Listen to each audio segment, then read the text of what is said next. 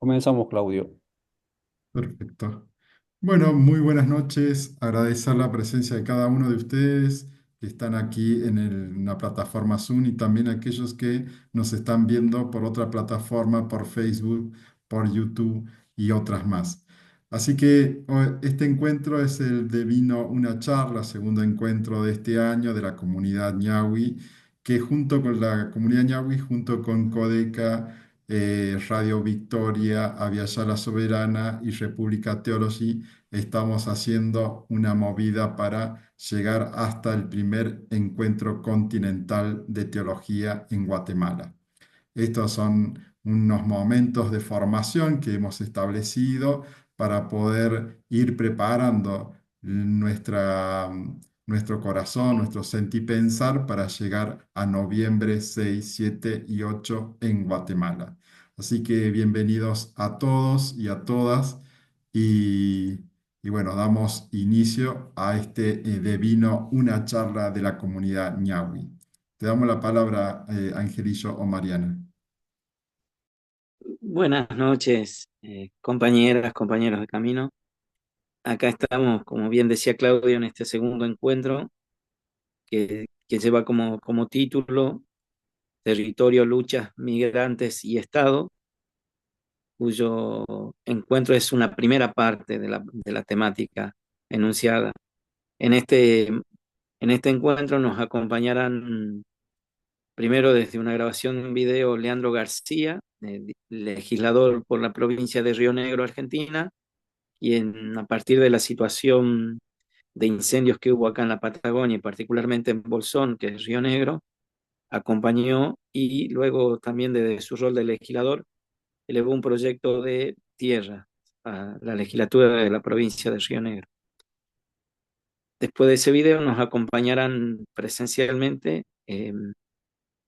Marcos y Roberto, que se encuentran viviendo en la provincia de Neuquén, acá también en la Patagonia Argentina, quienes se encuentran militando en espacios sindicales, en espacios de migrantes y también espacios vinculados con los pueblos originarios y derechos humanos.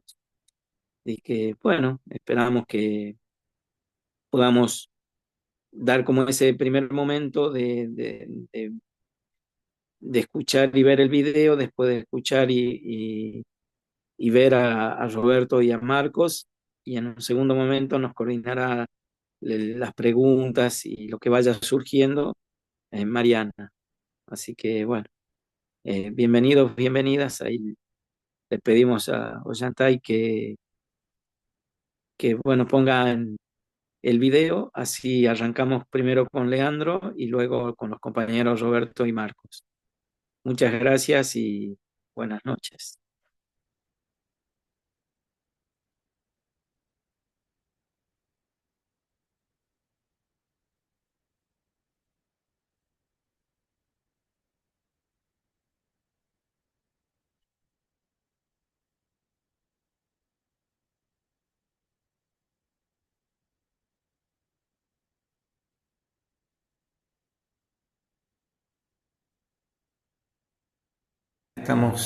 Nos encontramos con Leandro García, legislador por el bloque PJ Nuevo Encuentro en la provincia de Río Negro, también trabajador docente en la escuela pública y actualmente se encuentra realizando la especialización en administración pública en la Universidad Nacional de Sarmiento.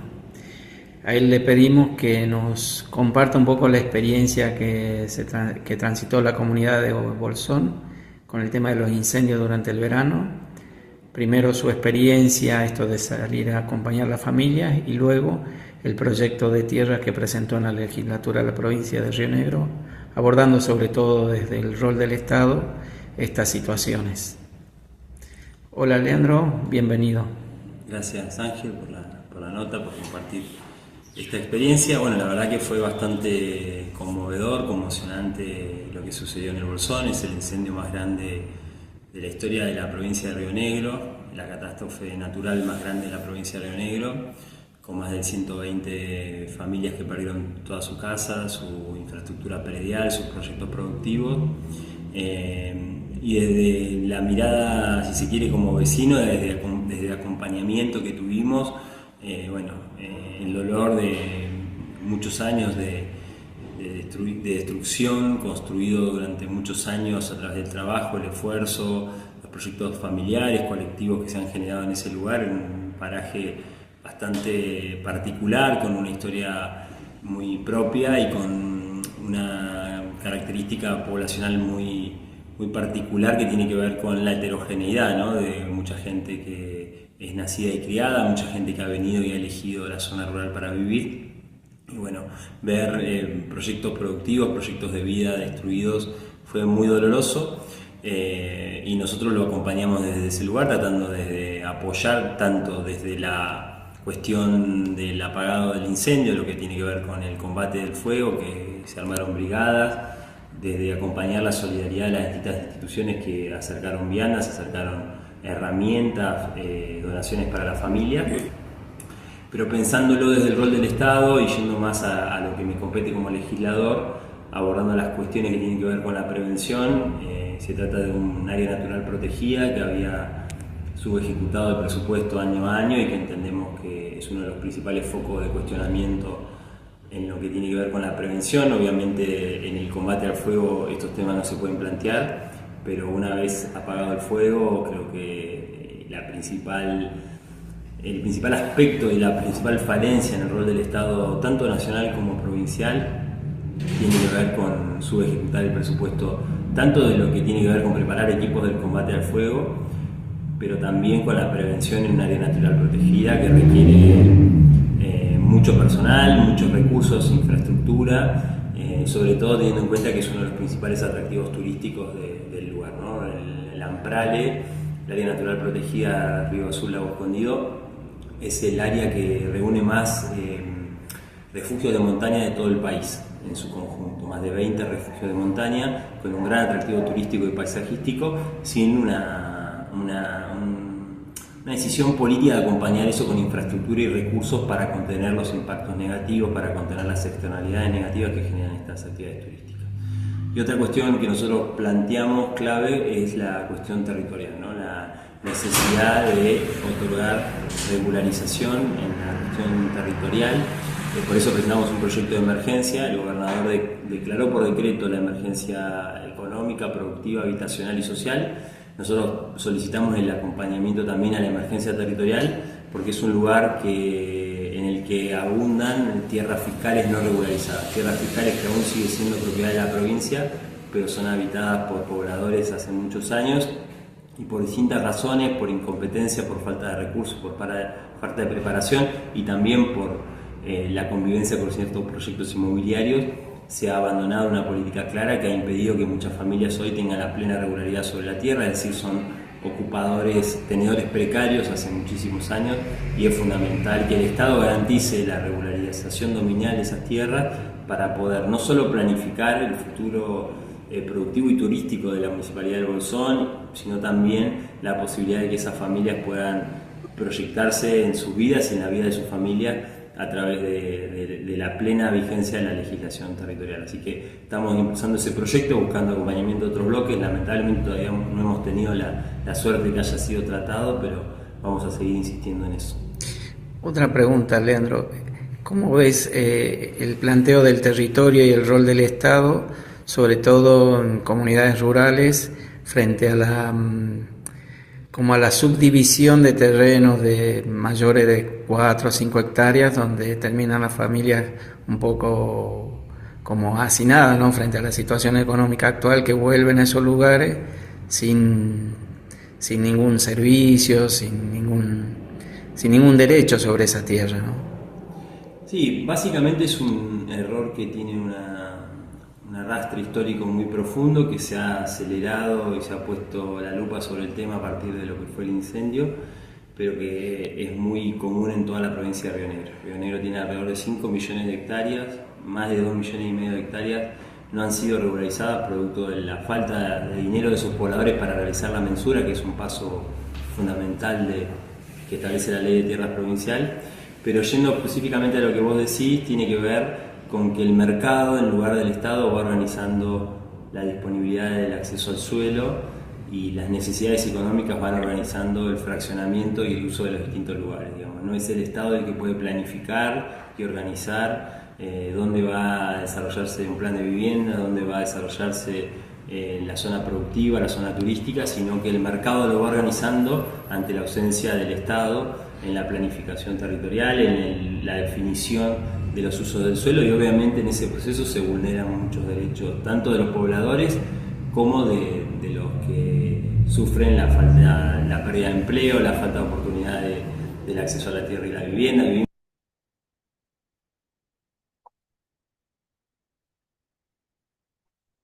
Bueno, ahí escuchábamos y veíamos a Leandro que nos compartía de su experiencia como vecino primero y como legislador acerca de la cuestión de la tierra a partir de los incendios que ocurrieron aquí en la zona de Bolsón.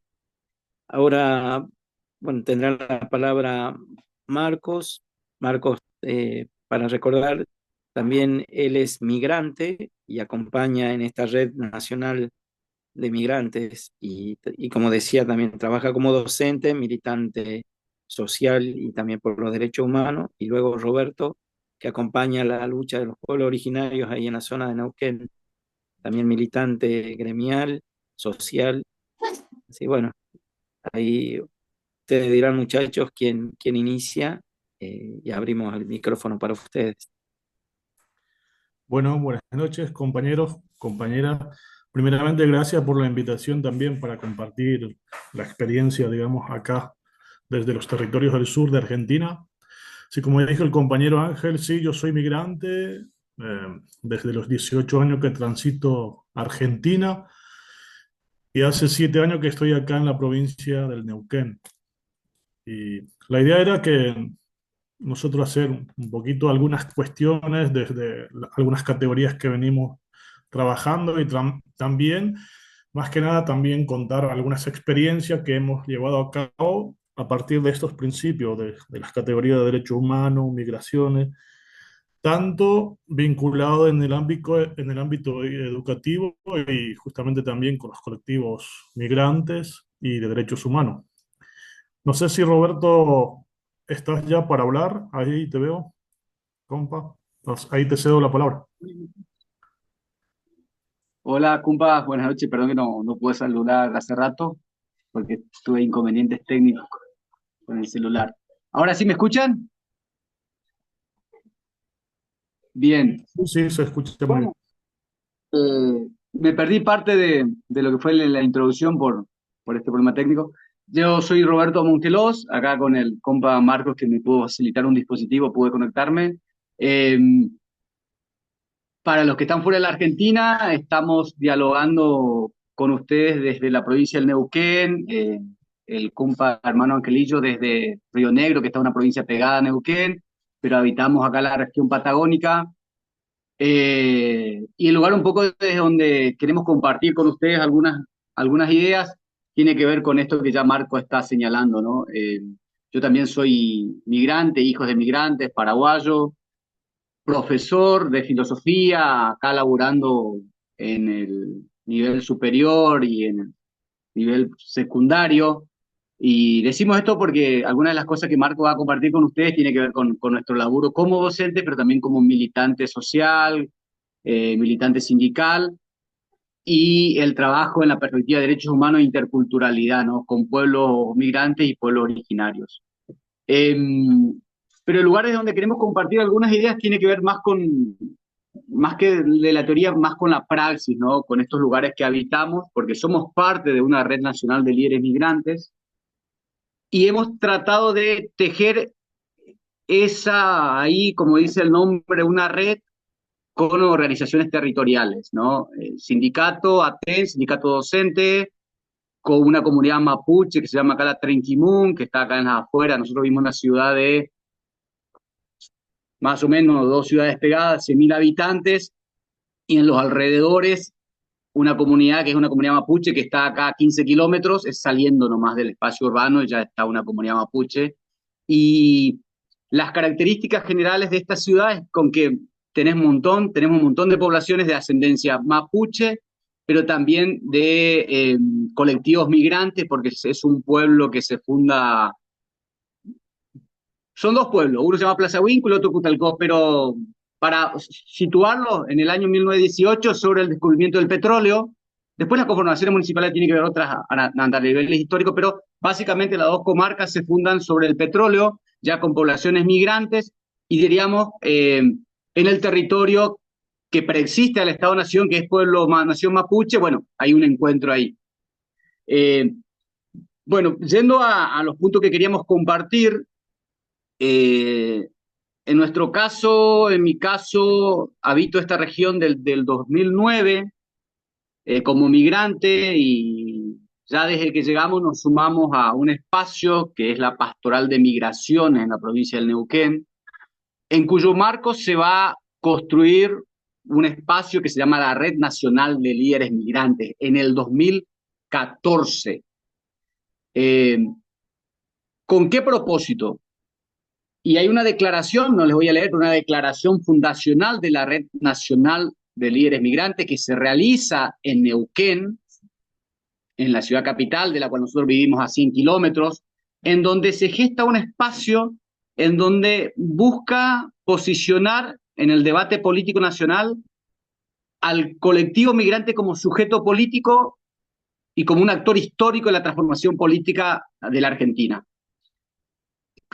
Ustedes sabrán que la Argentina es un país que se reconoce fuertemente en un paradigma, lo que se llamó algún momento ya en su constitución de 1853, la constitución fundacional, un país de migraciones, el crisol de razas, pero aquella matriz obedecía a un paradigma de blanqueamiento de la población argentina, ¿no? Y sobre la negación, de manera casi inmediata en la construcción del Estado-Nación, del pueblo indígena, también del pueblo negro, incluso del pueblo gaucho, ¿no? Cuando Argentina dice que es un pueblo migrante, crisol de raza, estaba queriendo blanquear a su población, entonces en el fondo estaba reivindicando a la población blanca europea.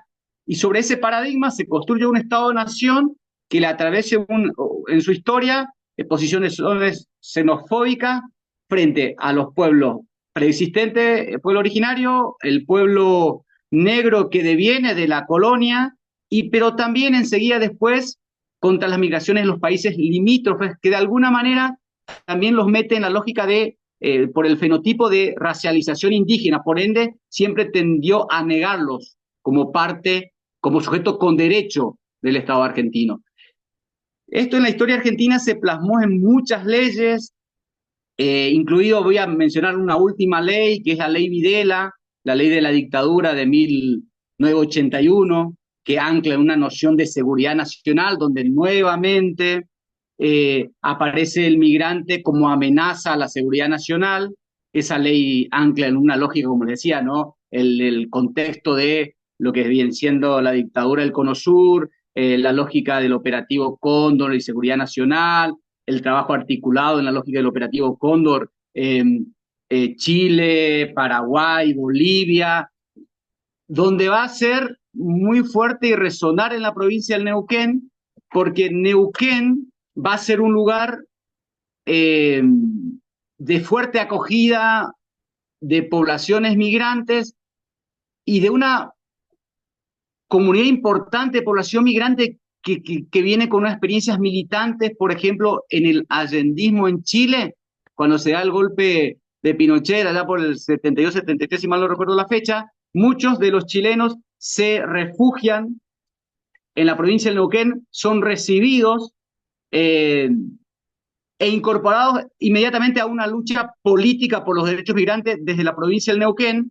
porque se encuentran con un obispo, que seguramente algunos lo han sentido hablar, que es don Jaime de Nevares, que es un obispo tercermundista, que viene de la teología, podríamos decir, de la liberación, de la filosofía de la liberación, y que cuando se construye la primera diócesis de la provincia del Neuquén, que es del 61, es el primer obispo de la diócesis, enseguida, cuando él viene de Buenos Aires, lo nombran obispo, se hace cargo de la diócesis, entra a transitar él también un proceso de conversión, porque él viene de la aristocracia porteña, era de origen abogado, después se hace cura, obispo, y él va a reconocer que su experiencia con la diócesis un poco también lo transforma y le convierte, y enseguida ya se mete en todo ese debate de transformación que sufre la Iglesia con el Vaticano II, en donde él va a ser uno de los actores también, y creo que, si mal no recuerdo, es uno de los obispos firmantes del Pacto de la Catacumba, que cuestiona el modelo eh, eclesial del Vaticano, que venía en la lógica de los reyes y las monarquías. Bueno, ellos proponen una Iglesia Vaticano II que se ayorne, se encarne en los pueblos y asuma las causas del pueblo. Bueno, Jaime está en esa semilla fundacional, por eso va a ser actor fundamental también de todo lo que fue después los procesos de transformación del CELAN, Medellín, Puebla. Bueno, y todo eso está en dialéctica con lo que viene él tratando de construir como lo que es la diócesis del Neuquén, desde esos principios que deviene de la teología política de liberación, la filosofía política, y esto porque Neuquén, en contexto de dictadura, como les decía, va a ser un lugar de recepción de migrantes chilenos, que viene de la experiencia por el socialismo, el cristianismo por el socialismo en Chile. Enseguida, después, con el golpe en la dictadura argentina, militantes sindicales, de derechos humanos de otras provincias, también migrantes internos, son recibidos en la provincia del Neuquén. Entonces Neuquén se construye como un polo de resistencia y militancia por los derechos, eh, frente a la dictadura, en plena dictadura. De hecho, Neuquén va a ser uno de los actores principales en la construcción de la Asamblea Permanente por los Derechos Humanos, que es la que le enfrenta enseguida a la dictadura de Videla. Eh, Va a ser actor principal del informe sobre lo que venía haciendo la represión y tortura en la Argentina, el protagonismo de don Jaime, no solo don Jaime, cuando digo don Jaime Negrales como obispo, estoy diciendo todo el colectivo que él ya va construyendo en la provincia del Neuquén, con la Asamblea Permanente por los Derechos Humanos. Enseguida es parte y actor de la fundación del sindicato docente en dictadura. Entonces, todas esas organizaciones convergen en la lucha y la disputa por los derechos humanos desde Neuquén, trabajando en redes, y en cuyo marco también, les decía, aparece la Pastoral de Migraciones. ¿Qué va a significar? Y quiero focalizar en la Pastoral de Migraciones. Como les decía, en contexto de dictadura, la ley Videla es del año 1981, en plena dictadura. La dictadura cae en el 83. Cuando nace la ley Videla y surge como ley bajo la lógica de seguridad nacional, y sobre todo para perseguir a los luchadores de los derechos humanos, inmigrantes que ya estaban en la provincia de Neuquén, que venía de la experiencia de Allende, don Jaime convoca a sindicatos, a la Pastoral de Migraciones, a partidos políticos comprometidos con las luchas populares, al primer debate para enfrentar a la ley Videla. Hacen unos encuentros de colectivos respecto a las migraciones, para ya pedir su derogación a la propia dictadura, en plena dictadura, pero también para comenzar a construir una ley que pueda derogar esa y reemplazarla con una ley que entronque en el paradigma de los derechos humanos. Y esto vamos a mencionar un poquito. Esta ley que inicia el debate en la provincia de Neuquén con don Jaime, en Argentina se termina concretando 22 años después. En el 2003, 2004, la Argentina construye, se deroga la ley Videla y construye una ley, la ley 25.871, que es la ley paradigmática de la migración a nivel global, porque por primera vez aparece instalado el derecho humano a migrar como un derecho humano universal, inalienable, anclado en el principio de igualdad y universalidad. Bueno, esa ley que en la Argentina, como les decía, se logra en el 2003-2004, su discusión, sus inicios tuvo ya con don Jaime en el año 82, 83, en plena dictadura. ¿Por qué focalizo en esto? Porque después, cuando nosotros con Marcos militamos este tema acá en el territorio y decimos que migrante es el sujeto histórico, el sujeto político de transformación de la realidad política argentina, estamos mencionando eso en términos territoriales. La experiencia con don Jaime en dictadura, después la síntesis que se logra 22 años después con la ley en el 2003-2004, la ley de avanzada, una ley modelo respecto a las migraciones, a lo cual se llega por el laburo y la metodología de trabajo que construyó don Jaime con los colectivos de migrantes en la provincia del Neuquén. Y esto va a tener una cuestión muy interesante. Esa ley que les decía, 2004, en vigencia, ya don Jaime había fallecido, don Jaime falleció en el 95, pero siguió esa escuela de discusiones. Los que conformaron con él la pastoral de migración en Neuquén fueron los actores principales de la construcción de esa ley e incluso en la aprobación en el 2004. ¿Qué pasa ahí? Esa ley entra en vigencia en el 2004.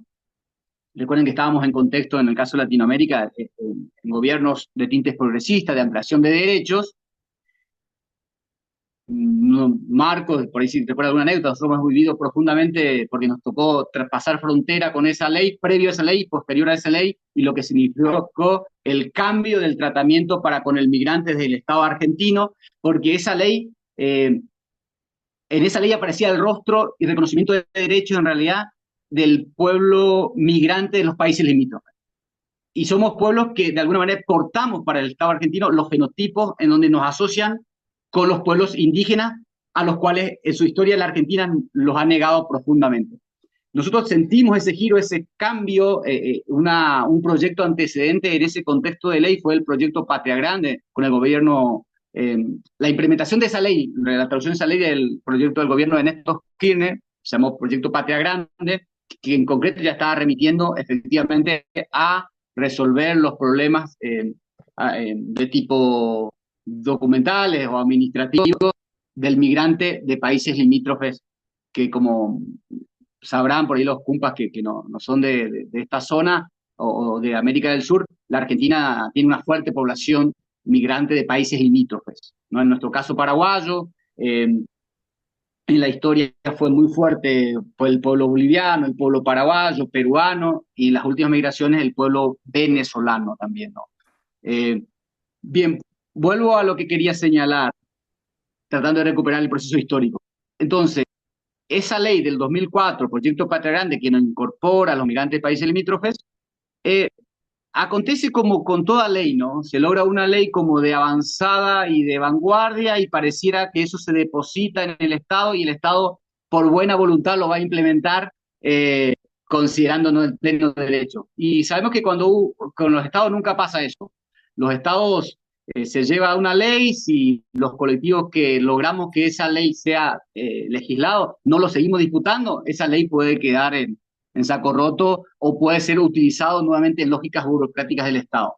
Y esto un poco pasó con esa ley, por eso cuando esa ley decía del 2004 al 2014 que se cumple los 10 años, todo el aparato estatal argentino sale a festejar los 10 años de la ley vanguardia. ¿Qué pasa ahí? Se festeja porque en realidad fue genuina en la construcción, universidades, sindicatos, bueno, todos esos espacios festejan. Y de repente nuevamente aparece como ausente en ese festejo el sujeto histórico-político en quien se refrenda esa ley, que es el colectivo migrante. ¿Qué hacen los colectivos migrantes cuando advierten que a esa mesa no estaban siendo invitados? En el 2014 se autoconvocan las organizaciones de colectivos migrantes en la provincia del Neuquén, diciendo, bueno, juntémonos, porque nosotros somos los sujetos de esa ley, y nosotros somos los contralores y los que vamos a exigir al Estado el cumplimiento efectivo de esa ley. Bueno, se hace un gran encuentro en el 2014, de nuevo en Neuquén, en la provincia de don Jaime, y en esta provincia en la que le hizo frente a la ley Videla, la ley de la dictadura de migraciones, y se hace un acta fundacional de la red de líderes migrantes que al año siguiente también se pasó a llamar Red de Líderes y Lideresas Migrantes, donde aparece la discusión en perspectiva de género. Para nosotros y para muchos, incluso estudiosos, es la primera red federal en la Argentina. La Argentina es un país federal. Por primera vez se construye una organización que ancla en los territorios y que tiene una lógica y una metodología de trabajo federal y que se juntan todos los años en una semana a discutir las políticas migratorias, y esto de acuerdo al tinte de los gobiernos. Las discusiones van tomando matices, ¿no? En el caso de los gobiernos de tinte más latinoamericanista, tuvimos un propósito, y cuando después aparece un gobierno de tinte liberal como fue el gobierno de Macri, que en el 2015 al 2020, si mal no recuerdo, cuando lo primero que hizo es 19. atentar contra esa ley, para algunos artículos de la ley, salimos en la agenda de la red a enfrentar al gobierno de Macri, inclusive yendo a la Comisión Interamericana de Derechos Humanos porque había aplicado un decreto que cayó sobre algunos compañeros que fueron expulsados de la Argentina, expulsadas, inventándole causas con una lógica de nuevo, ¿no? Un gobierno liberal donde ante una crisis económica busca de chivo expiatorio al migrante y aplica un decreto en donde ataca a los migrantes y aplica a algunos migrantes que fueron expulsados de la Argentina. Ahí por esos casos, en la Red Nacional fuimos a la Comisión Interamericana de Derechos Humanos y hemos logrado que estos compañeros fueran restituidos a la Argentina. ¿Qué estoy diciendo con estos ejemplos? Como la Red Nacional de Líderes Migrantes, que nace en Neuquén en el 2014, pasa a cumplir un rol de contralor. ¿Con qué metodología de trabajo? Y con la lógica precisamente de lo que implica la metáfora de la red.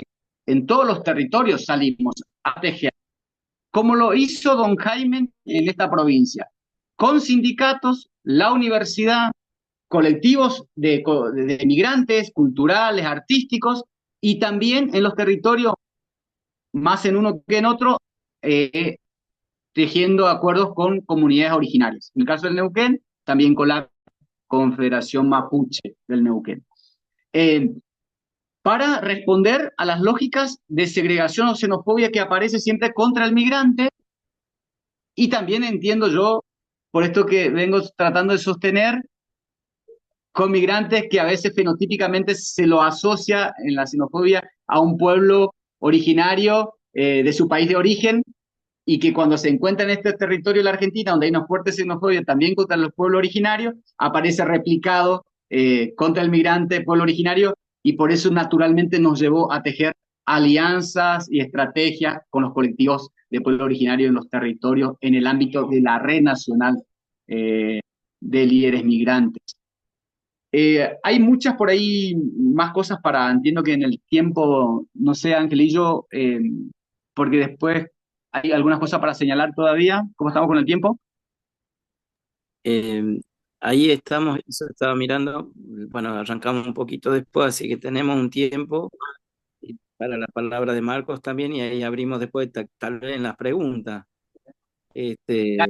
Jesús, poder agregar, ampliar esto que, no sé, que tenés pensado. Como, Buenísimo. bueno, como Ahí, prefieras, pues también la instancia de las preguntas no, para poder ampliar. yo cortaría, llegaría hasta acá, Angelillo, y porque Marco va a meternos en esta cuestión de cómo se articula educación y migraciones acá y algunas experiencias concretas en territorio, y seguramente después con algunas preguntas nos interesará reforzar estas cuestiones de interseccionalidad, colectivos migrantes, paradigma de derecho humano, interculturalidad, cómo en propuestas concretas, y bueno, que Marco a veces nos va a ayudar a abordarlo y después veremos. Bueno, compas, lo mío también es un poco breve, así que, como dijo Roberto, la ley que tenemos, la Ley Nacional de Migraciones, más allá de que sea avanzada, como lo manifestó el compañero, es producto también de las luchas de colectivos. Y más allá de que esta ley sea de avanzada, si uno no lo milita, queda en letra muerta.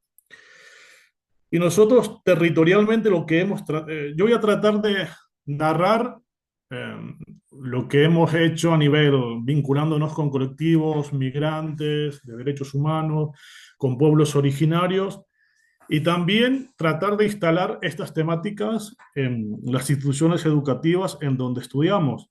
Obviamente nosotros tenemos la Ley Nacional de Educación, en donde la educación es un derecho humano fundamental, dice. Pero más allá de que esa educación sea derecho humano fundamental, hay que militarlo para que eso se cumpla. Y a partir también de la promulgación de la Ley Nacional de Migraciones, principalmente en ese lapso que relató Roberto desde el 2015 al 2009, hubo un rebrote xenófobo muy grande, principalmente contra los migrantes de pueblos limítrofes, llámese paraguayo, boliviano, chileno también. Y como que cada uno ya veníamos con una etiqueta. Nosotros los paraguas éramos los constructores, los albañiles, los bolitas los que venden verdura, los colombianos se dedican a otras cuestiones. Y así también pasó en las instituciones educativas. Una de las actividades que hemos desarrollado nosotros para que la Ley Nacional de Migración en su artículo 7 dice que la situación migratoria no puede ser impedimento para que ningún estudiante pueda ingresar en los establecimientos educativos. Tuvimos que hacer recorrida en las escuelas con un panfleto chiquito diciendo que ninguna situación migratoria puede ser impedimento, porque hubo escuelas que no podían, no querían, entre comillas, o no sabían de la ley. Hubo mucho desconocimiento también de esta ley.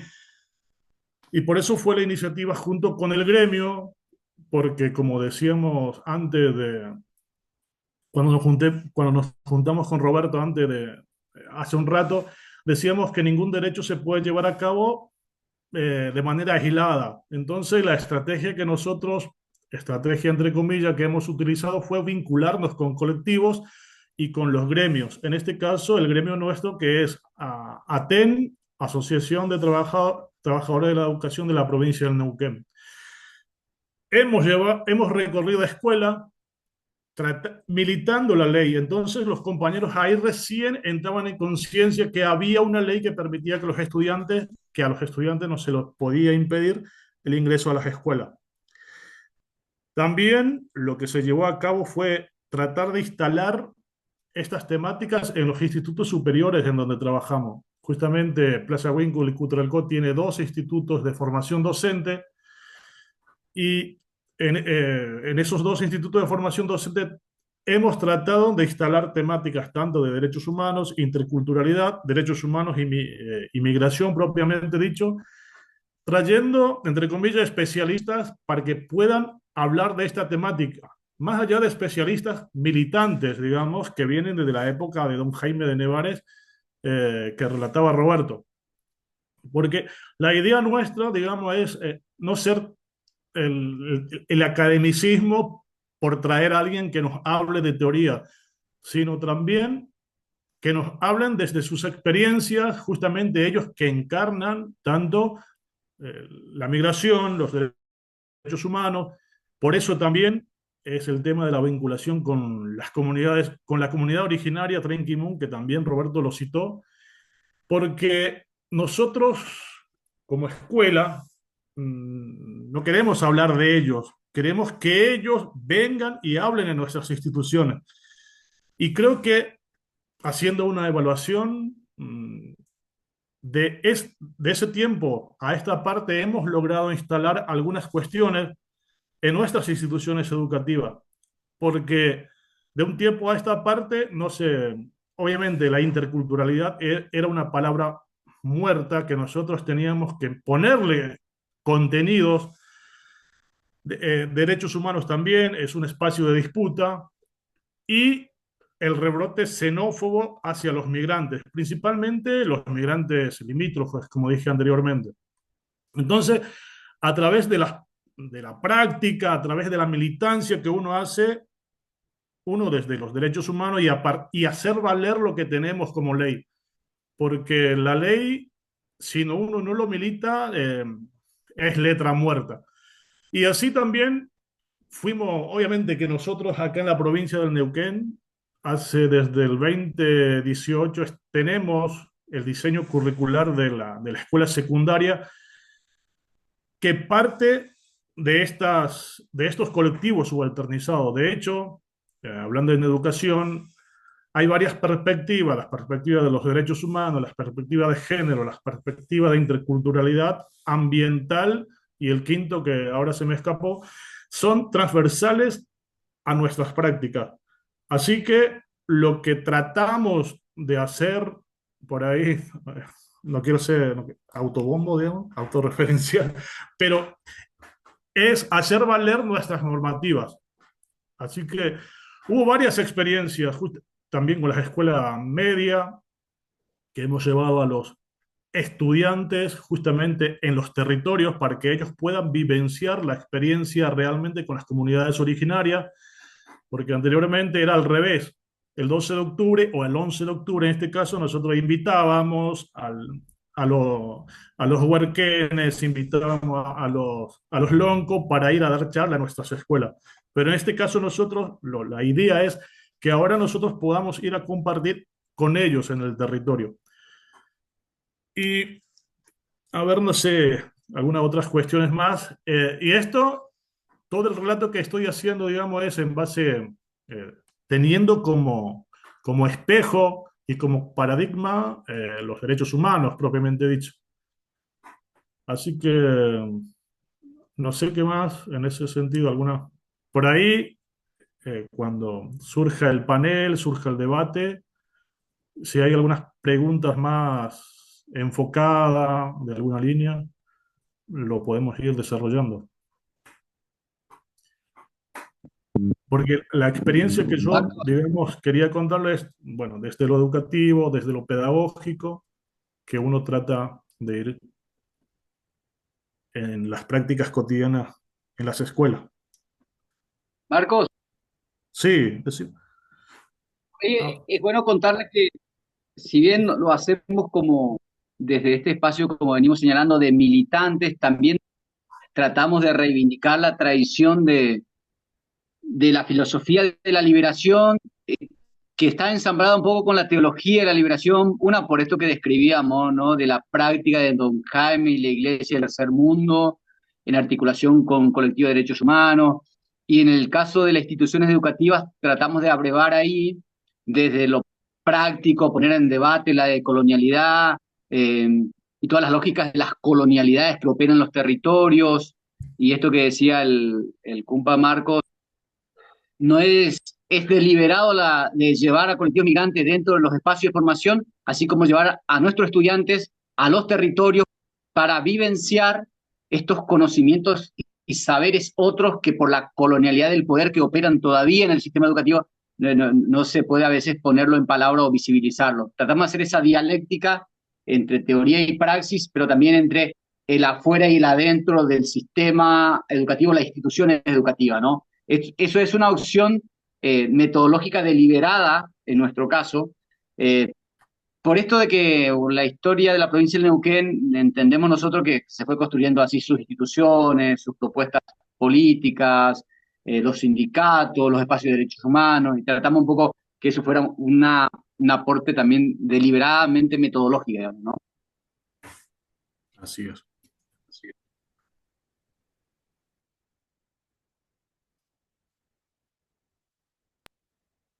Bueno, muchas gracias, Marcos, muchas gracias, Roberto. Bueno, en este momento vamos a abrir un espacio de preguntas, resonancias, comentarios, así que el que quiere participar o preguntar puede abrir su micrófono directamente.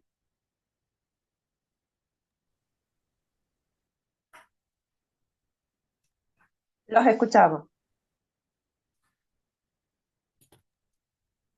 Bueno, muchas gracias, Roberto. Qué bueno volver a verte, aunque sea en estos espacios.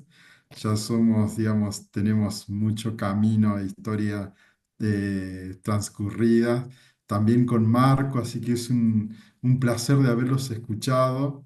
Eh, Confieso que me he sentido un poco ignorante a la hora de escucharlo por todo este proceso que aún siendo yo de acá argentino, no conocía el proceso que se estaba dando en el sur, ¿no? Conozco lo que es la vida del obispo Jaime de Nevares, pero in situ, contarla como ustedes la contaron, narrarla desde ese posicionamiento, a mí me pareció una cuestión muy interesante. Y me han surgido, digamos, algunas preguntas sobre todo en eso que han insistido continuamente en la interseccionalidad, que también tiene una base de interculturalidad entre los rostros del migrante y el rostro de los pueblos originarios. ¿Cómo porque en un plano parecen rostros en tensiones, pero que esas tensiones parecen haber sido dadas por ciertas xenofobias, como ustedes decían, como ciertas también leyes que no querían garantizar la seguridad nacional. ¿Cómo? Mi pregunta es, ¿cómo esta nueva ley de migrante, no sé que ustedes lo han reflexionado, cómo viene a desarrollar, digamos, un espacio donde ya no estén tanto las tensiones entre los rostros, sino que esas tensiones se vuelven lucha, pero no solamente lucha, sino como los rostros de migrantes y los rostros de los pueblos originarios no pierden identidad. Es decir, yo soy migrante, estoy en este país y de alguna forma tengo que ceder algo. De fondo se piensa algo así, ¿no? O sea, yo tengo que ceder algo, tengo que olvidar algo de mis raíces para poder como acomodarme y que ese acomodamiento me lleve, digamos, a estar en una posición mucho mejor. Y ahí va mi pregunta, ¿cómo la ley, esta nueva ley de migrante, eh, tiende o no tiende, está o no está escrita, digamos, esta visión de que no tengo que dejar mis raíces, no tengo que dejar algo para acomodarme? No sé si se entendió la pregunta ahí, Marcos y Roberto. Eh, bueno, eh, yo voy a esbozar una idea, no sé si Roberto después lo puede ampliar. Yo creo que depende mucho justamente de los colectivos que militan la ley, para que uno pueda, digamos, obviamente que nosotros al llegar a un país de destino, te dicen justamente adoptar la cultura en donde vos vas llegando. Y anécdotas hay un montón, digamos, que yo tengo experiencia anecdóticas ya como docente, como migrante, como laburante en Córdoba, de un montón de cosas. Pero cuando me vine acá al sur, también es como casi la situación de Roberto. Una de las primeras actividades colectivas que hice fue militar en la pastoral de migraciones. Y ahí ve, entre comillas, el respeto que hay entre las culturas que vienen de otros lugares. Que eso en la sociedad en sí no existe, digamos. O sea, existe de manera más, no sé, solapada porque con esos sobrenombres que nos ponen. Y la interseccionalidad, digamos, no es lo mismo, obviamente, que ser migrante europeo que migrante de los pueblos originarios, rostros que portamos, Paraguay, Bolivia, Perú. Y ahí como que es mucho más la discriminación que sentimos porque portamos esos rostros de pueblos originarios. Así. Pero a partir de la ley, si uno lo milita, eso se hace más liviano, pero eso hay que hacerlo en los lugares en donde nos toca compartir, ya sea en los lugares de militancia, en las instituciones educativas. Y para mí es eso, digamos. O sea, la ley tiene su fuerza en cuanto nosotros la defendemos y la militamos.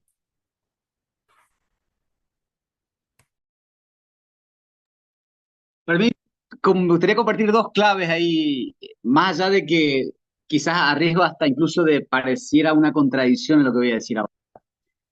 Eh, El problema del derecho y de los estados nacionales, fíjense que la ley, si bien es de avanzada, porque instala la ciudadanía universal, si ustedes quieren, como proclamación o el derecho humano a migrar, pero paradoja está que el único derecho que no le reconoce al migrante es el derecho político. Y yo le decía a Marco cuando estábamos pensando la charla, que en realidad ahí nos devuelve que el derecho político es ejercicio y va a haber transformación en tanto y cuanto actuemos como ciudadanos, más allá de que la ley no me reconozca el derecho político, porque la ley de migraciones no reconoce el derecho político, porque el derecho político de ciudadanía está todavía anclado en el modelo de modernidad, y como la parcela de los territorios de los estados nacionales, ¿no? Entonces el migrante como no nacido del territorio no tiene pleno derecho, no tiene el derecho político. De hecho, es uno de los grandes temas que tratamos como Red Nacional de disputar en todos los foros y pelear por el derecho político, a que nos reconozca el derecho pleno, el derecho político, que es el lugar donde resuena todos los otros derechos. Pero eso no está en la ley de migración, por más avanzada que fuera, ¿no? Pero aún así, eh, los primeros gobiernos de tinte liberal, Macri atenta contra esa ley, Milei y el peronismo, inclusive de centro derecha, ya hace rato tiene un proyecto para derogar esa ley y reemplazarla por otra. Eso siempre es foco de ataque esa ley. Eh, y adhiero a lo que dice Marco, ¿no? Y voy a una anécdota que les quiero contar, que esto pasó cuando hace un par de años la Secretaría de Derechos Humanos de la provincia nos convoca a discutir por una Neuquén intercultural. Obviamente que la que dirige el encuentro era alguien de provincia, del Estado provincial, pero como en ese encuentro estábamos militantes, colectivos migrantes y también estaba invitado la Confederación Mapuche del Neuquén, estaban sus figuras Lonco, Huerquén, figuras filosóficas. No sé cómo, pero en un momento pasó algo con el micrófono en la que estaba predispuesta a dirigir y todas las lógicas de diálogo, porque supone un consenso desde el lugar del poder, era la subsecretaria de Derechos Humanos, de repente pierde el micrófono y el micrófono cae en las manos de una autoridad filosófica machi de la Confederación Mapuche del Neuquén. Y la que, del ser el Estado provincial, que es nuevo, porque tiene en los años 60, se reconoce como Estado provincial, de repente la que nos acoge y habilita y dinamiza la palabra y la discusión, la problemática, pasa a ser una referenta de la Confederación Mapuche del Neuquén, un pueblo preexistente al Estado provincial. Entonces, hay esto que señalabas, Claudio, respecto a cómo nos encontramos y de repente la discusión transita en qué estaba haciendo con nosotros los estados, en este caso el Estado Nacional y Provincial, que buscaba retasear derechos porque no reconoce el pleno derecho y tampoco se lo reconoce al pueblo originario preexistente, en este caso. Entonces, de repente, la lógica de discusión de las problemáticas transita por el lado, bueno, ¿por qué migramos? ¿Qué nos obliga a migrar?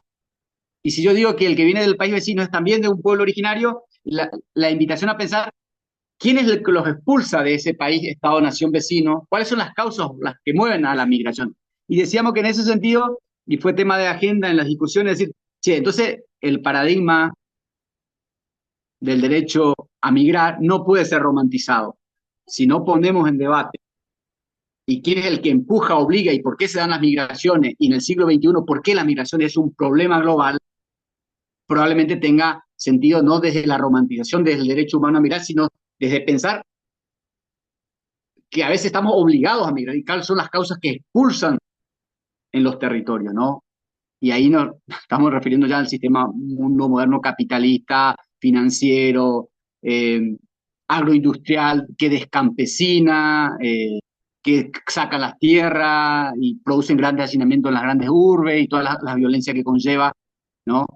Bueno, en ese plano, Claudio, creo que es como que en un momento, cuando pensamos en esas claves, corremos los ejes y salir como de esta cuestión de caer en el sentido, en los espacios comunes, las discusiones, migrante limítrofe o pueblo originario del lugar, bueno, porque vamos más a fondo en el debate de las causas y quién empuja a migrar, y de última en el fondo nos encontramos humanos con dignidad, pero que en el ejercicio cotidiano no puede cumplirse porque hay un sistema segregatorio que expulsa.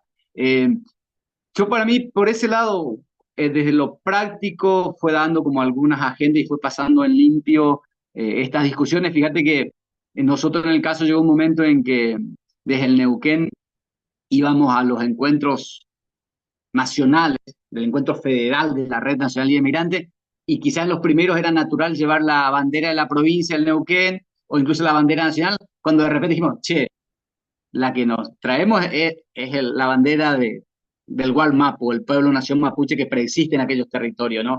Desde donde también nos enunciamos y pensamos, nos pensamos como colectivos subalternizados. Eso, compas.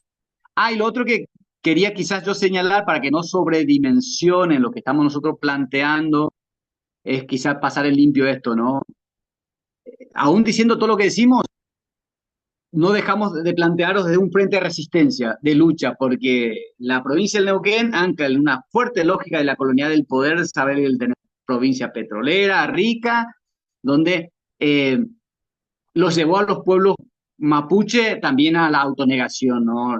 El legado de la colonialidad sigue siendo muy fuerte, ¿no? Más allá de que habita un montón de, cuando uno va a los apellidos, el listado de estudiantes en las escuelas, de apellido de ascendencia mapuche, un montón. Ahora, de ahí al autorreconocimiento hay todavía un camino muy largo, ¿no? Y por eso también lo que un poco Marcos decía, de tratamos de este tema transformarnos en contenidos pedagógicos didácticos por una transformación cultural y de conciencias, desde el frente que es la escuela pública, también como un frente de disputa por derechos, y por qué no, de la práctica y el diálogo intercultural que pasa por el lado de la intraculturalidad, recuperar eh, nuestros saberes y conocimientos de identidades que están subalternizados, están siendo negadas todavía por el sistema o por la colonialidad. Gracias Roberto, gracias Marco. Jenny Delgado también nos comparte, nos dice, cuando decimos los rostros de los pueblos originarios, no solo son las apariencias, sino viene cargadas de las memorias ancestrales. La discriminación rechaza no a la piel que cargan los pueblos y su descendencia, además sus memorias, y si no rechazan los saberes, memorias y ancestralidades. Debemos de recordar que para los europeos descendientes que creen haber creado estas repúblicas, pues rechazan a quien les recuerda que ellos son los de afuera y no nativos de la tierra. Por ahí llevaría también la reflexión a nivel Abya Yala. Claro, las identidades han sido borradas por la ideología del mestizaje. Nos comparte Jenny.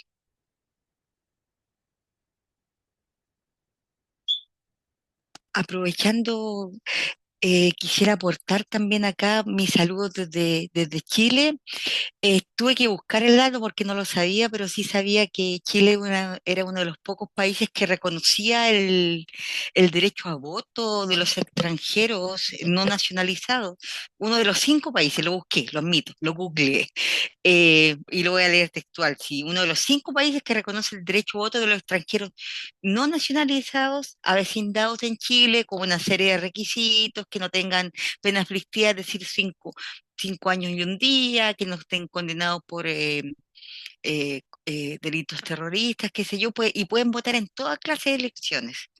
Pero no les cuento el caos que existe en Chile con eso, ni la utilización política, ni la ciudadanía de pie, que, que no me gusta, que no, que sí, que no, que los partidos un tira y encoge, como decimos acá, de la utilización política, la ciudadanía de pie mucha en contra de este voto, y los partidos políticos también de extrema derecha utilizando este voto a su favor.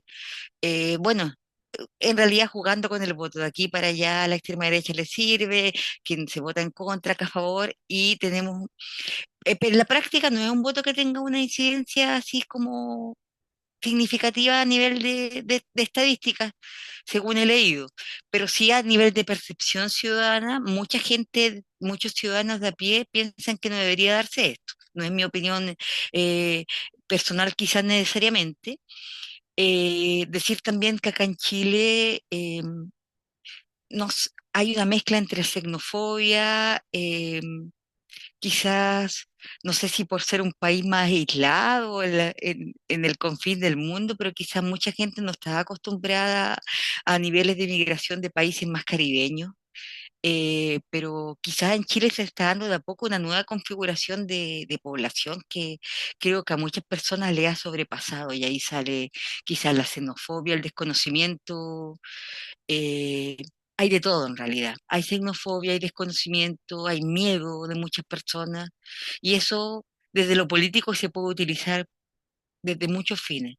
Desde aquí ponemos, implantamos una ley de frontera cero, hasta abrimos las puertas de par en par, donde Chile tampoco está preparado para recibir eh, 100 millones de extranjeros porque no nos da la franja angostita. ¿ah? Entonces eso se da para muchas utilizaciones que tampoco convienen ni al país ni a las personas que lleguen. Eh, sí, está cambiando la configuración, la población en sí. Muchos colegios actualmente públicos, del 100% de la matrícula, 80% son extranjeros, en su mayoría venezolanos. eh, Puede que una mezcla de colombianos también haitianos, lo que antes no se daba. Otro punto también que quisiera recalcar, que acá siempre ha estado históricamente, pero quizás a nivel de academia grande no se ha tocado mucho, pero sí por algunos académicos, el tema de la migración forzada, campo ciudad de nuestros pueblos originarios. Yo como persona mapuche no lo vi, pero quizás las generaciones anteriores a mí, yo estoy recién rescatando mis raíces, por lo tanto no las conozco. Pero quién sabe si mis ancestros tuvieron que hacer esa migración forzada a la ciudad. Entonces ahí también hay una pérdida de la raíz, hay también una pérdida de los saberes que te da el vivir apegado a las raíces, a los bosques, al tener una ruca, al tener el contacto con la naturaleza y con todo lo que implica la ancestralidad, que es muy distinto vivir en la ciudad a vivir en un pueblo, inmerso en una cultura. Ahí serían otro tipo de migración también, pero igualmente un flujo migratorio. Así que eso es un poco lo que nos está pasando en Chile, eh, a grandes rasgos. Quería hacer dos preguntas. La primera, en el primer momento, los dos, tanto Marcos como Roberto, levantaron la figura central, importante de Monseñor de Nevares en la cuestión de la pastoral migrante y que muchos militantes, como espacio de discusión, de participación, de articulación, se da en la pastoral de migrante. Posteriormente, en el recorrido histórico, fueron dándose las instituciones, la articulación a nivel regional y a nivel nacional, la Red Nacional Migrante. En la evaluación, partiendo de eso, que ya sale del ámbito pastoral eclesiástico católico para una situación más social, más amplia, ¿tiene sentido aún la pastoral migrante hoy en día? O tal vez la articulación de la red nacional migrante ya da cuenta del desafío de la cuestión de la migración. Esa sería una primera. Y segunda, dentro de esa articulación de colectivos de derechos humanos, de pueblos originarios, de red nacional migrante, delante de las violaciones de los derechos humanos, todos, incluyendo todos. ¿Cómo se consigue encaminar, proceder las denuncias de violaciones a esos derechos, sea vía política, vía judicial, en instancias nacionales o internacionales en las instituciones de derechos humanos? ¿Cómo consiguen esa articulación, se hace, esos canales que tienen? Gracias.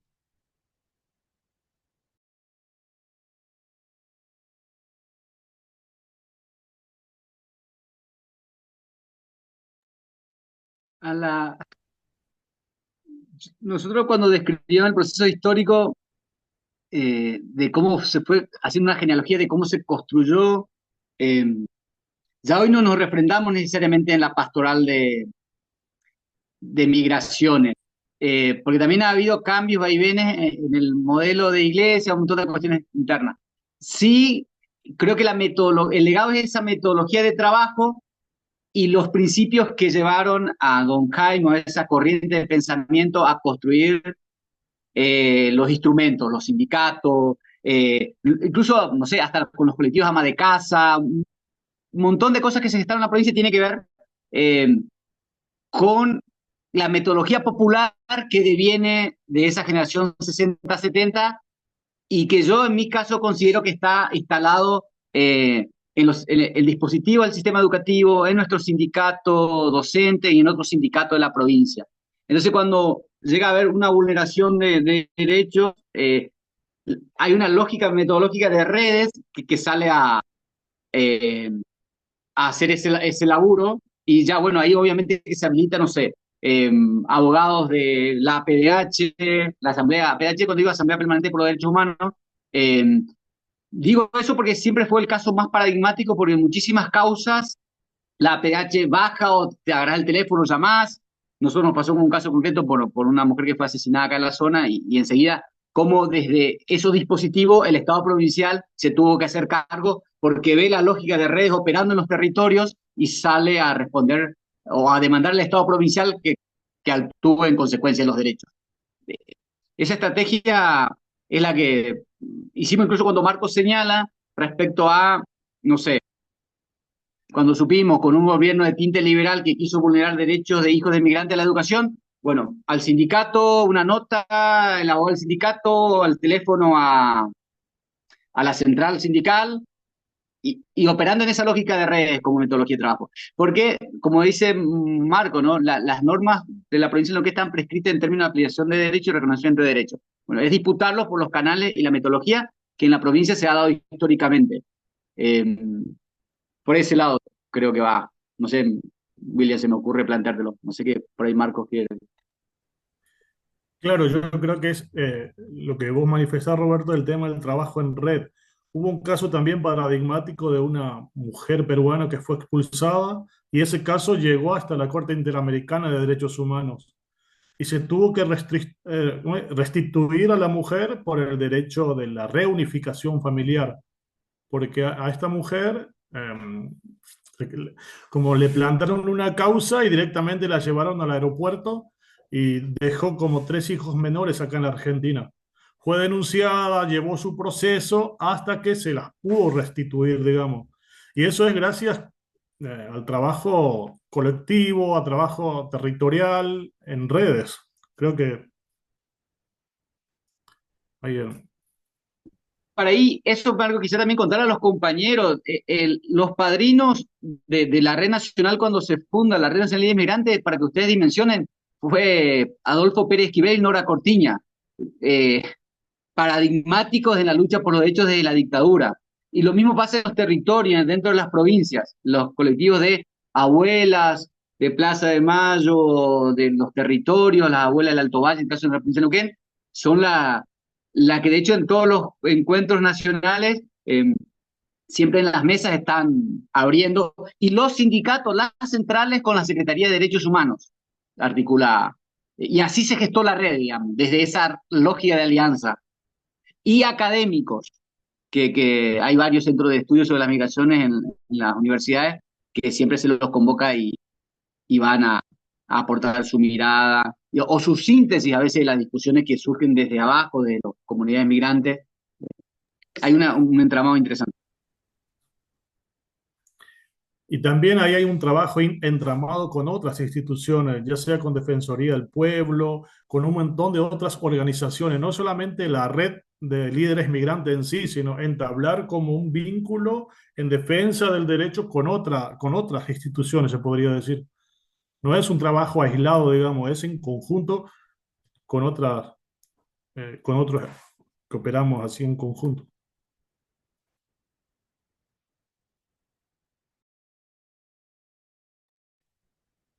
Eh, Hay como dos preguntas, teniendo en cuenta también lo compartido en el video con Leandro. No sé cómo es en el Neuquén, acá en Río Negro está compleja la situación por la tierra, en el sentido, por ejemplo, esto de los boletos de compraventa, ¿no? Que tienen vecino, vecina, criollo de las comunidades, este, y que eso es lo que van vendiendo y comprando y así de forma irregular, y después aparece alguien que dice que tiene la escritura y es un lío, ¿no? Ese conflicto por la tierra. Por otro lado, bueno, el mito antiguo de que los mapuches son chilenos, ¿no? Sí. Y es gracioso en la escuela, porque le preguntar, pero tu mamá, tu papá, tu abuelo, tu abuela son chilenos. Sí, dice, pero no son mapuches, ¿no? Este, también la tensión que hay en el territorio por esta cuestión, ¿no? La tensión en el sentido muy parecido a la Bolivia pre-Evo Morales, donde vos tenés personas como Lewis o Benetton, Benetton en Chubut y Lewis acá en Río Negro, en la zona de Neuquén, de Bolsón, digo, y donde también está la disputa esa porque es difícil, es difícil también hoy por hoy, avanzado la modernidad, el capitalismo, bueno, a partir de lo que ocurrió hace unos días, no sé qué rumbo tomará, eh, plantear algunas cuestiones, porque te dicen, bueno, pero Lewis le dio laburo a mi tía, le dio laburo a mi hermano, ¿no? Es como también eso, la ausencia del Estado y esto que plantea Leandro, presentó el proyecto de ley, pero falta que lo traten en la legislatura, tener como más apoyo desde otros partidos o bloques, ¿no? Él pertenece al bloque PJ Nuevo Encuentro y no tuvo el apoyo necesario para que sea tratado dentro de la legislatura de Río Negro.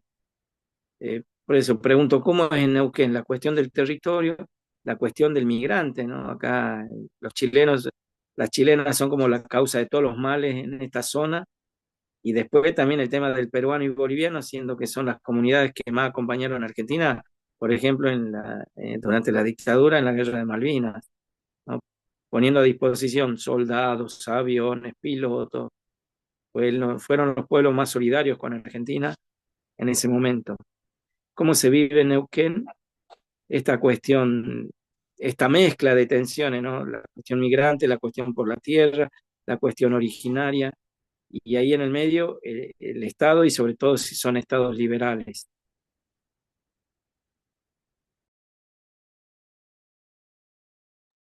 Comparto, a partir de esa pregunta para mí más que nada una reflexión, digamos, y también quizás intentando pensar con vos, Ángel, qué pasa con esa subjetivación política acá en los territorios. A mí la impresión que pasa lo mismo que vos escribiste. Putalcó es una ciudad en la que altísima de las poblaciones migrantes, pero también una gran población chilena, por la comunicación que tiene Neuquén, por la frontera que comparte con Chile, y de hecho la primera capital de la provincia de Neuquén, que es Chosmalal, surge en relación y comercio, diálogo cultural, intercambios con Chile. Ahora, es muy fuerte, y esa fue la sensación que tuve cuando llegué, no había chilenos, ese era el imaginario común. Y hijos de hijos o nietos que, hablando usted de chilotas, ¿no? Ahora, ahí, ¿cómo opera la lógica de la colonialidad sobre la subalternización que hace con que el otro tenga que negar, por temor a ser discriminado, que operó con el pueblo mapuche y opera con los sectores migrantes? Ahora, yo veo que esa brecha se acorta cuando acontece esto de espacio de disputa política por los derechos y se subjetiviza desde un posicionamiento político. Y un poco creo que es el paradigma Evo Morales o Bolivia, ¿no? Devuelve estima, recuperación de tu cultura y sabes que es una potencia de transformación porque te refrentas en una comunidad. Y es la misma experiencia que sentimos cuando nos acercamos a trabajar con comunidades mapuches acá en la zona. El autorreconocimiento se da en el marco de la comunidad y hay una potencia transformadora ahí y hay una posibilidad de subjetivación. Y creo que eso no es menor, no pasa por el lado. Mira, y cuento una anécdota. Yo en las primeras clases que doy en la provincia de Neuquén 2009, agarro el listado de estudiantes, paso lista y al final digo, de 20, 15 apellidos mapuche. ¡Qué lindo! Tengo un montón de estudiantes mapuche. Un silencio absoluto. Error mío como profesor, ¿vale? Después me hice cargo, ¿no? Cómo la subjetivación supone todo un proceso y yo creo que eso acontece en tanto y en cuanto haya comunidad que te permite la contención, el autorreconocimiento y transformar en una potencia política la subjetivación en términos identitarios. Acá en que pasa lo mismo y ahora respecto al territorio, no sé, ahí pegado a usted, que es el caso de la provincia del Neuquén, que es el famoso lago Correntoso de Villa La Angostura, donde una comunidad preexistente que tiene ese territorio desde previo a la construcción de la provincia y del Estado, bueno, ahora se lo están queriendo quitar porque el retroceso del gobierno de tinte liberal, cómo se acomoda, en este caso en Villa La Angostura de la Intendencia, legisladores, concejales proponiendo a que se los quite esa tierra, vulnerando todo el derecho de ese pueblo preexistente, ¿no? Y poblaciones acalladas o sumidas en la misma lógica de segregación, que vuelve a ver como esa disputa sobre el territorio muy evidente y sobre todo en esta región que vos describís, que es una región muy apetecible para la especulación inmobiliaria y especulación inmobiliaria que tiene que ver con el diseño del capital global, no solamente local, ¿no? Neuquén va a transitar en la zona de cordillera, algo parecido, pero también en la zona petrolera. Nosotros estamos cercanos a la zona sobre bases petroleras Vaca Muerta. Lo que podríamos decir que en gobiernos de tinte dialógico con las comunidades, lo que por lo menos venía haciendo es sentarse a negociar con las comunidades, reconociéndose su derecho preexistente y se redime en términos económicos, ¿sí? Pero hay siempre peligro en retroceso de los gobiernos que estamos teniendo ahora de volver a un desconocimiento total de normativas nacionales e internacionales que habilita a esos pueblos a que cualquier abordaje sobre bienes comunes en esos territorios tiene que estar en la mesa, participar de la discusión y tiene que estar de común acuerdo o el consentimiento de esa comunidad. Eso en el caso medianamente se venía respetando, ahora hay peligros de retroceso, como lo que está pasando, creo que con más fuerza en Río Negro, igual que en Neuquén. Y conseguir consenso para sacar una ley en la legislatura y se vuelve de nuevo complicado, ¿no? Una ley que favorezca a nuestras comunidades indígenas. Así como también el colectivo migrante, es lo que estamos señalando. La primera propuesta, cuando aparece los peronismos del centro derecha, ya tiene el borrador hace rato para derogar, reemplazar la ley de inmigración por otra. Aparece un Milei que da aval y vía libre a ese imaginario xenófobo de la Argentina y todos se encorsetan detrás de él.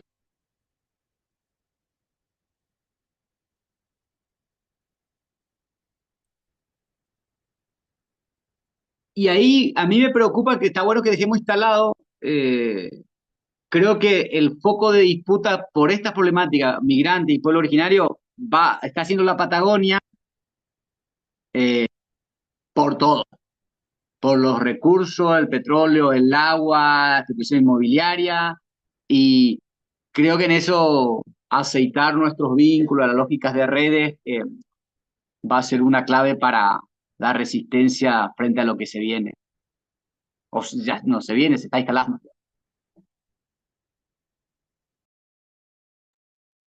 Hay una pregunta en el chat de Sebastián, te la leo, a ver cuál de los dos quiere responder. ¿Cómo vienen trabajando la defensa y transmisión de las identidades y cosmovisiones indígenas intergeneracionales? ¿Comparten alguna experiencia de estrategia frente a este avallazamiento de las identidades, lenguas y territorio?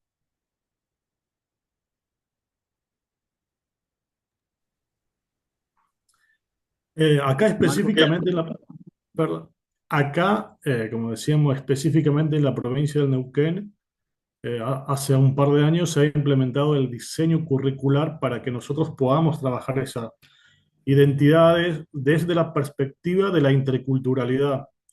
Obviamente, ¿qué implica una perspectiva intercultural, decolonial, emancipatorio? Implica lo que ancestralmente olvidados puedan también de alguna manera ingresar a nuestras instituciones educativas con sus conocimientos y con sus saberes, porque ya no es solamente el conocimiento eurocéntrico la única forma de conocimiento, sino también existe esta otra forma de ver, las cosmovisiones originarias. De hecho, mm, nosotros en nuestras prácticas, como dije al principio, digamos, hemos tratado de llevar a nuestros estudiantes a las comunidades, hemos tratado de instalar la temática de la cosmovisión de los pueblos originarios en nuestros institutos de formación docente, no porque la hemos inventado nosotros, sino porque también existen normativas que nos respaldan, digamos, y nosotros lo que tratamos de hacer es pedagogía sobre las normativas que tenemos. Así que, y no sé si respondo a a la pregunta. Igual ahí yo discrepo un poquito con Marco en términos está bien, si bien las normativas se prescriben en los órganos establecidos del gobierno provincial, están esas normativas porque los pueblos la disputaron, digamos. Yo creo que haya llegado a normativa es una conquista nuestra igual. Lo que tratamos ahí es que se vuelva y el docente la tome, pero siempre pusimos en debate. Los marcos epistemológicos de la construcción de hecho y disputa nos las enseñaron en interculturalidad de nuestros pueblos afro, indígenas y campesinos. Bueno, ¿a dónde vamos a ir a buscar y con quiénes tenemos que naturalmente dialogar y construir una propuesta? En nuestro caso, lo hacemos con ellos, no sé, en concreto, los de coformación en el ámbito, en la perspectiva intercultural, la construimos con la comunidad y el Huerquén y la Lonco se construye un dispositivo y van a coformarnos dentro. Con derechos humanos tratamos de replicar la misma lógica, la misma metodología de trabajo, porque también es cierto para un poco a veces evitar lo que se llama el extractivismo epistemológico, que a veces nos lo plantea estas comunidades y por ahí tienen razón, porque es lo que en caso de la Patagonia históricamente se ha hecho, porque los grandes antropólogos vinieron a estudiarlo y para después sobre eso el Estado argentino expandir su frontera. Eh,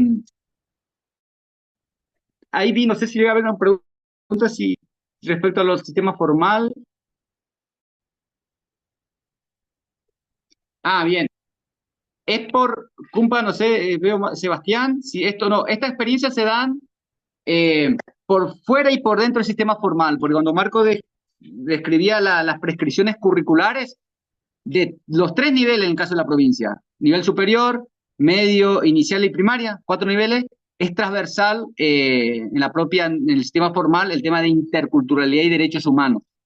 Pero es lo que tratábamos de explicar, aparecen nuestros diseños porque hay una fuerte participación de los docentes a través de sus sindicatos en la construcción de las normas, lo que son las resoluciones, incluso la ley provincial de educación, que es del 2014, la última en la casa de la provincia del Neuquén, cuando los sectores de partidos políticos quisieron imponer una ley, fue frenada y salieron a trabajar otros sectores de la legislatura con los colectivos docentes de derechos humanos y se construyó una ley en donde es transversal como contenido, como perspectiva y no sé, interculturalidad, derechos humanos, género. Y de nuevo ahí, la norma, si bien es formal, es fruto de un debate que surge un poco desde las bases, desde la organización que se dan las bases.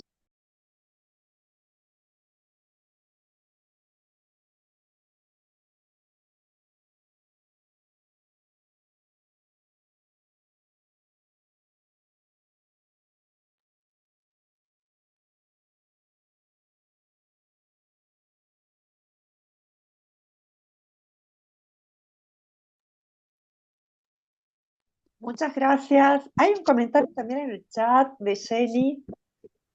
Este, acá está. Bueno, en relación a las diversidades, ¿sí? Lo leo. Y eso de las diversidades asustan a los blancos que están en el poder. Recuerdan que los europeos que migraron llegaron con la idea de gobernar y poseerla y colonizar. Entonces lo que vemos es una muestra clara que seguimos cargando con ideologías supremacistas, ¿no?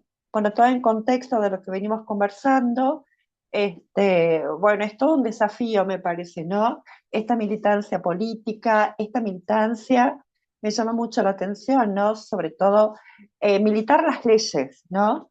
Muchas veces tenemos leyes de adorno en la parte educativa o en todo lo político, en todas las cuestiones políticas, y es realmente tomar conciencia de que tenemos que militar las leyes, porque las leyes están, pero no es que se aplican inmediatamente, ¿no? Entonces, eso me parece fundamental, ¿no? El trabajo como militantes políticos que tenemos que ir haciendo en los distintos espacios en los que vivimos. No sé si hay alguna otra pregunta, yo hoy estoy súper difónica, perdón. Si hay alguna otra pregunta, alguna otra cosa que quieran, sugerencia, que quieran conversar. Si no, vamos cerrando por el horario. No sé, alguna otra cosa más que quieras agregar, Roberto, Marcos, alguna conclusión, alguna idea que quieran dejarnos. Yo de mi parte, es que señalabas, hay algo que yo aprendí en la hemos sobrevalorado día, cuando en realidad la discusión son lógicas de gestión y de Roberto no se está escuchando lo que No se decís. escucha muy bien, Roberto. ¿Escuchan? Apaga la cámara. Y el resto apaguemos los micrófonos también. ¿Me escuchan? ¿Me A ver ahí, escuchan? ahí mejor. No, decía como síntesis de mi parte esto que señala Ana María y en mi caso decía que lo aprendí en la provincia del Neuquén, que a veces en la formación docente hemos sobrevalorado un aspecto de la disputa y que es la lógica, y está bien que fuera así, de conocimiento y saberes, y el aula solamente. Es fundamental la disputa en los frentes de participación institucionales, sindicales, donde también se cocinan las normas, en los cuales después se bajan, se secuencian conocimiento y saberes, porque también en nuestro caso en la provincia las normas y los gobiernos institucionales tienen que ver con lógicas de participación y ampliación democrática en los espacios de decisión institucionales. Cuando esto yo estoy diciendo, tanto Marcos como yo fuimos actores de la disputa sindical, por la seccional, disputa por el gobierno del Instituto de Formación Docente, donde ahora hay un compañero que aparece y gana las últimas elecciones, que va por la vía electoral, la decisión y la conducción de un instituto de formación docente, en donde tratamos de trabajar esta agenda en términos institucionales también. Pero ahora, es una disputa, no significa que sea la totalidad del instituto de formación docente. Y hay una agenda, y no sé, ahora tenemos semanas de conformación para el nivel terciario y secundario, y tratamos con 3, 4 talleres bajar esta agenda, la construimos, porque incluso en la reunión que tuvimos ayer veíamos que, no sé, la gente que viene de ciencia de educación, que están anclando en paradigmas de neurociencia, no necesariamente la educación la está leyendo como una práctica social, política de transformación. ¿Sí? Entonces, hay contradicciones, pero por eso los frentes, las agendas, yo creo que tiene varias aristas de frente de batalla y disputa. Y la lógica normativa institucional también es otro gran frente, desde donde después logramos esta comunicación de la institución con el afuera y el adentro, ¿no?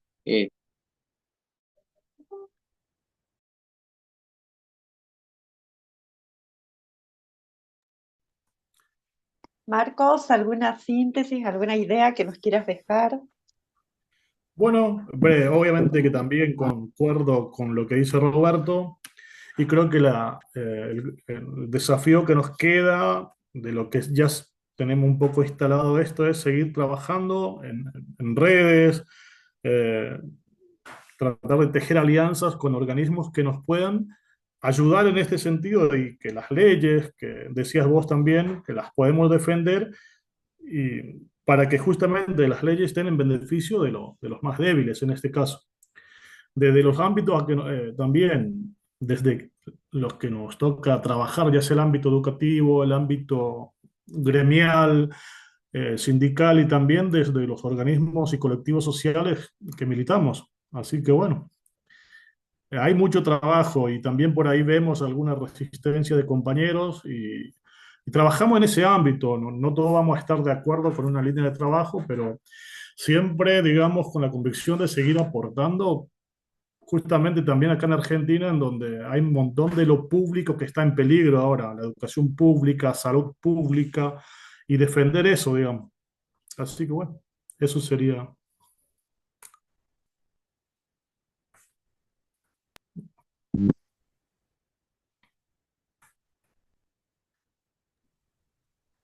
Bueno, Bueno, muchísimas gracias.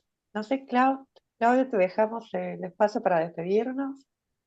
bueno, de agradecer este espacio, ¿no? Compartido, espacio que nace, ¿no?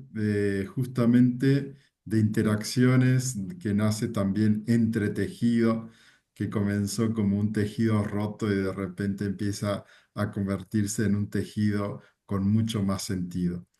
Agradezco tremendamente la presencia de Roberto, de Marco y del video del diputado que nos puso también en esa dirección a cuestionarnos el territorio, que no es un territorio que aparte de ser ese territorio nuestro, sino que es un territorio que también hay que protegerlo, ¿no?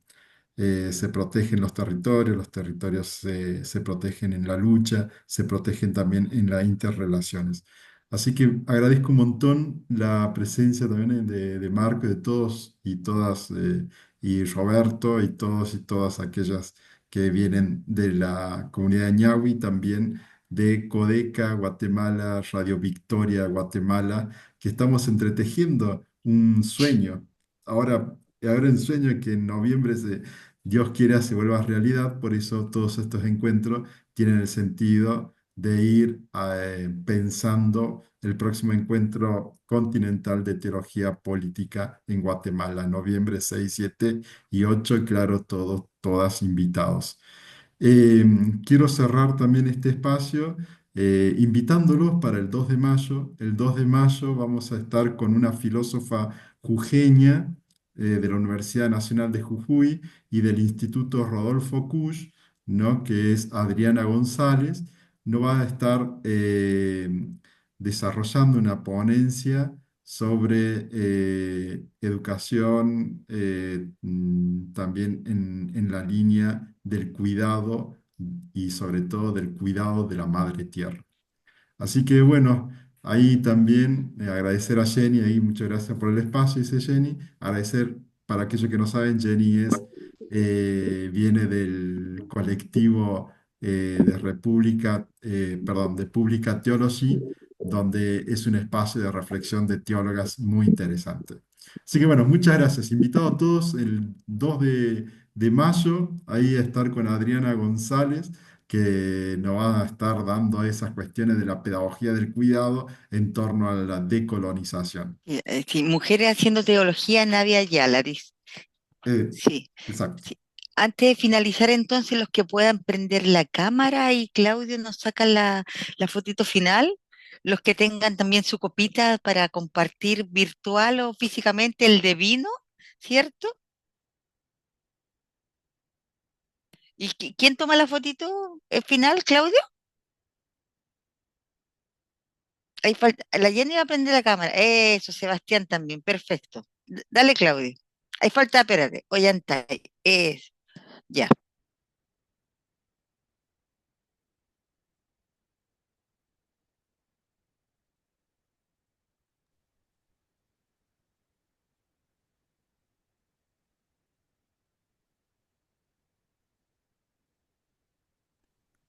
Listo, muchas gracias. Muchas gracias a todas y todos Noches. por Muchas participar gracias hoy por día. todo. Que estén muy bien. Un abrazo Gracias. grande. Un abrazo. Muchas gracias, muchas gracias. Hasta